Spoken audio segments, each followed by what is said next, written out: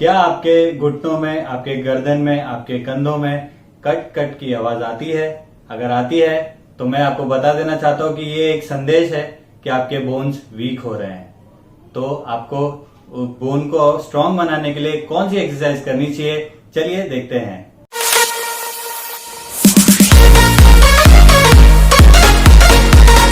श्री साईं योगा में आपका स्वागत है। मैं डॉक्टर आकाश लेके आ गया हूं आपके लिए एक नई वीडियो, जिसमें मैं बताऊंगा आपको बोन्स को कैसे स्ट्रांग करना है कुछ एक्सरसाइज के द्वारा।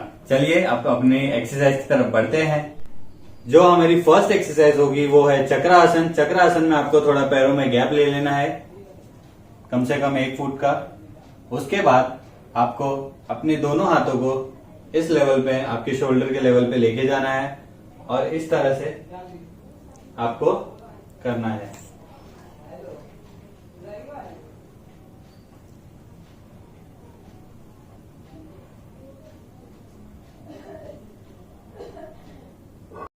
अब चक्रासन में आपको जो दूसरी वेरिएशन लेनी है, इसमें आपको दोनों आपकी मुट्ठी को बंद कर लेना है।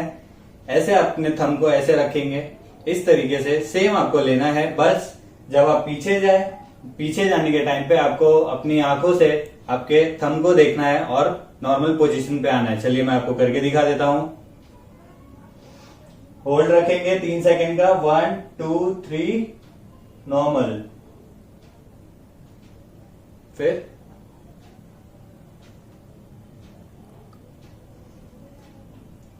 ये दोनों एक्सरसाइज आपको कम से कम 20-20 के सेट्स में लेना है। अब हम अपनी दूसरी एक्सरसाइज की तरफ बढ़ेंगे, जिसे कमर चक्रासन बोला जाता है। कमर चक्रासन में आपको अपने हाथों को ऐसे हिप के इधर रख लेना है और इस तरीके से रोटेशन करना है, क्लॉकवाइज एंड एंटी क्लॉकवाइज।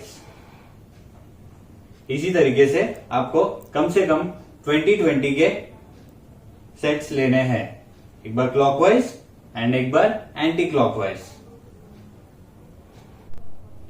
अब हम अपनी अगली एक्सरसाइज की तरफ बढ़ेंगे, जिसे ताड़ासन बोला जाता है। ताड़ासन में आपको पैरों में हल्का सा गैप लेना है और अपने दोनों हाथों को इस तरीके से कर लेंगे और ऊपर की तरफ जाके होल्ड रखना है।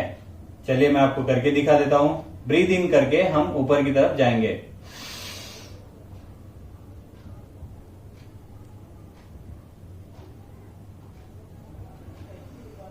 ताड़ा आसन करते समय आपको कुछ बातों का खास ध्यान रखना है। जब आप ऊपर की तरफ जाएं तो आपका ध्यान बिल्कुल एकदम सीधा रहेगा। इसमें आपको कम से कम 10 सेकेंड का होल्ड रखना है और धीरे धीरे आपको 20 सेकेंड पे प्रोग्रेस करना है। अब हम अपनी लास्ट एक्सरसाइज की तरफ बढ़ेंगे, जिसके नीज में कट कट की आवाज आती है, उसे कैसे रोटेशन करना चाहिए और जिसके नी में पेन है मैं उसके लिए भी बताऊंगा। पहले हम नॉर्मल देख लेते हैं कैसे करना है। आपको पहले फॉरवर्ड देन बैकवर्ड, आगे की तरफ पीछे की तरफ, इसी तरीके से करना है। देन इसी में हमें रोटेशन लेना है, क्लॉकवाइज एंड एंटी क्लॉकवाइज। इसी तरीके से बिल्कुल आपको करना है। और मैं बता रहा हूं, अगर आपके नीज में पेन है तो आपको ये जॉइंट वाले नीज के एक्सरसाइज नहीं करना है। इसे हम थोड़ा अपने पैरों में गैप ले लेंगे, इस तरीके से हमें रोटेशन करना है और इसी तरीके से हमें फॉरवर्ड एंड बैकवर्ड फ्लेक्शन लेंगे। अगर मेरा वीडियो आपको पसंद आया हो तो प्लीज इसे लाइक, शेयर और सब्सक्राइब करना ना भूलें हमारे चैनल को, और इस वीडियो को ज्यादा से ज्यादा शेयर करें और लोगों तक पहुंचाएं और अपना ढेर सारा प्यार हमें दें। Stay safe and stay healthy.